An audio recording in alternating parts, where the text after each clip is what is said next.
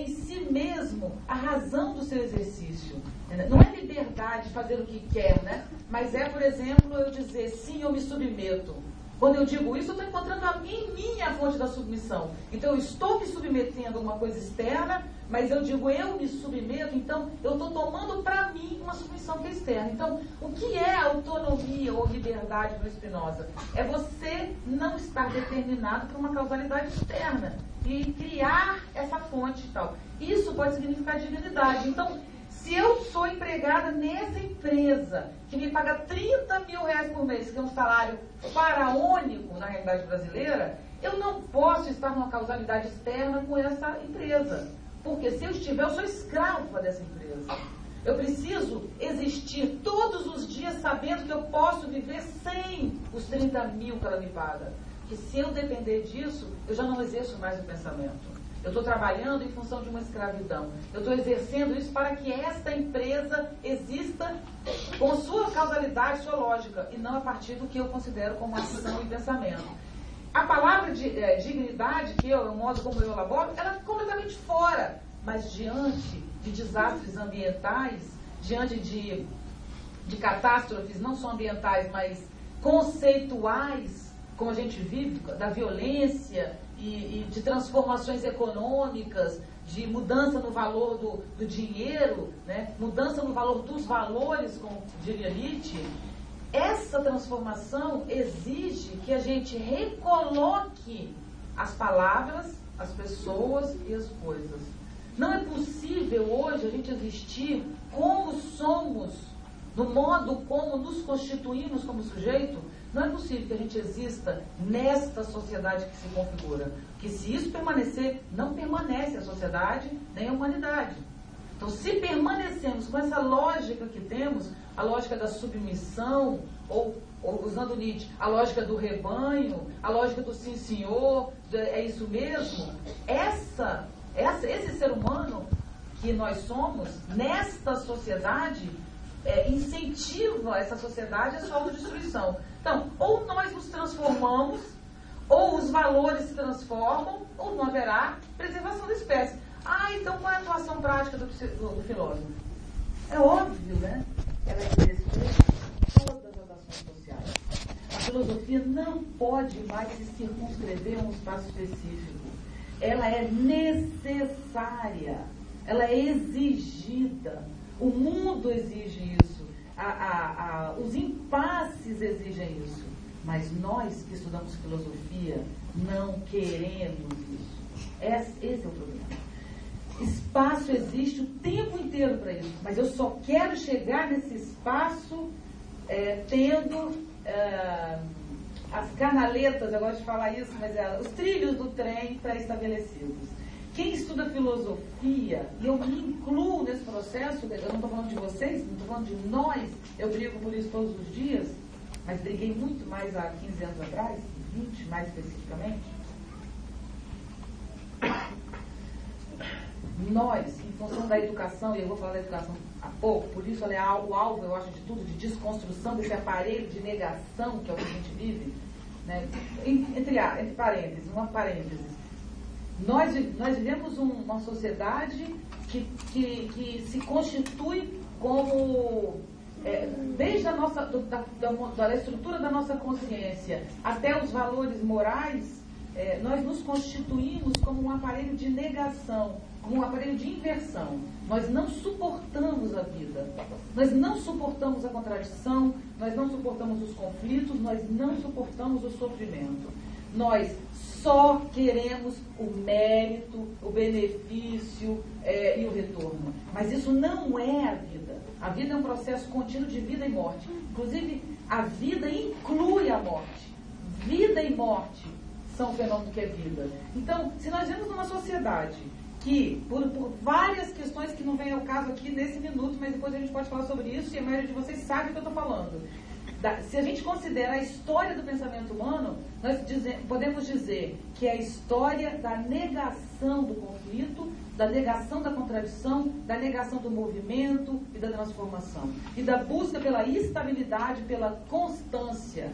da busca por um ideal de vida e de homem, da busca por consertar os erros. Então o mundo é todo errado e nós, os grandiosos humanos, ou filho de Deus, ou filho da ideia, ou filho do bem, ou filho da coisa em si, ou filho do caramba quatro, o que nós queremos é consertar com a nossa perspectiva de brecha de porta um processo que é muito superior a nós, que se chama vida.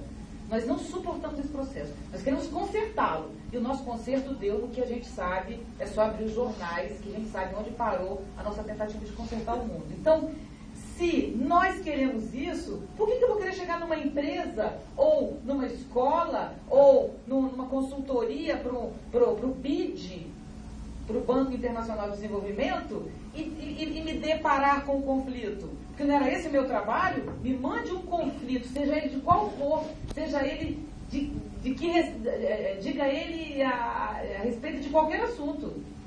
Eu uso o pensamento como instrumento, como ferramenta. Eu tenho como, principalmente em tecnologias contemporâneas, eu tenho como pegar o conflito que ele me traz e, junto com as pessoas que estão implicadas nesse conflito, eu posso encontrar uma solução ou buscar alternativas para esse conflito. Porque eu tenho a capacidade de pensamento, de raciocínio, tanto lógico como múltiplo. Né? Se eu uso Aristóteles, eu posso ter um tipo de treino. Se eu uso Nietzsche, eu tenho outro treino. Se eu uso Spinoza, eu tenho outro. E se eu uso todos eles, eu tenho muitos treinos.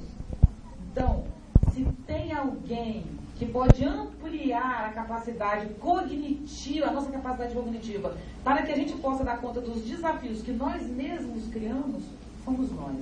Mas nós não fomos formados para isso. Nós somos formados para abstrair cada vez mais da vida, da natureza e do mundo e nos encontrarmos cada vez mais em guetos que pensam como poucos. Eu lembro de uma frase do Nietzsche que eu usei na minha dissertação de mestrado, um trechinho, que diz o seguinte: eu detesto os poetas, tanto os antigos como os novos. São todos superficiais, oceanos sujos, e não são suficientemente limpos para o meu gosto. Turvam as águas para parecerem profundas. Eu só gosto do fim, que isso ele está dizendo em relação aos poetas e a gente pode dizer em relação aos filósofos. Turvam as águas para parecerem profundas. Então, ao invés de nos interessarmos por um pensamento vivo que dê conta dos nossos desafios, a nossa formação nos leva a conceitos cada vez mais abstratos, porque isso significa uma relação de poder, uma relação de dominação. Então, dessa plateia, quem mais tem conteúdo erudito, e o Nietzsche é um crítico do erudito, ele diz que o erudito é um preguiçoso, porque ele lê tanto que ele não consegue pensar. Eu acho isso maravilhoso. Ele fala, erudição é preguiça, porque o grande trabalho do homem não é ler. Ler é parceria. Ler é um bate-papo. Ler é alguém que está soprando no seu ouvido alguma coisa. Agora então, com audiolivro é uma beleza, que fica contando no seu ouvido. Eu quero ver pensar, que é elaborar sobre o conteúdo lido. Isso é a dificuldade. Então a erudição não permite o esvaziamento necessário para que o pensamento possa acontecer. Mas, aqui nessa plateia, quanto mais erudição alguém tiver, mais ele se coloca como alguém que a gente deve seguir, porque eu não sei o que ele está dizendo, vai que ele sabe alguma coisa que eu não sei, né? Agora, quando alguém fala simples, não, ele se expõe, eu já sei que essa pessoa pensa, está tudo na cara, né? Então é menos manipulador quando você se expõe. Mas nós somos uma classe que não está nesse nível. Apesar de não termos muito valor, né, nós temos todo o valor do mundo. Por quê? Quando a gente pensa, por exemplo, em PhD. Hoje em dia ninguém fala isso, né? PhD. Hoje é MBA. Mas antigamente era PhD. Eu quero PhD. Só existe um PhD, né? Que é o em filosofia. PhD é uma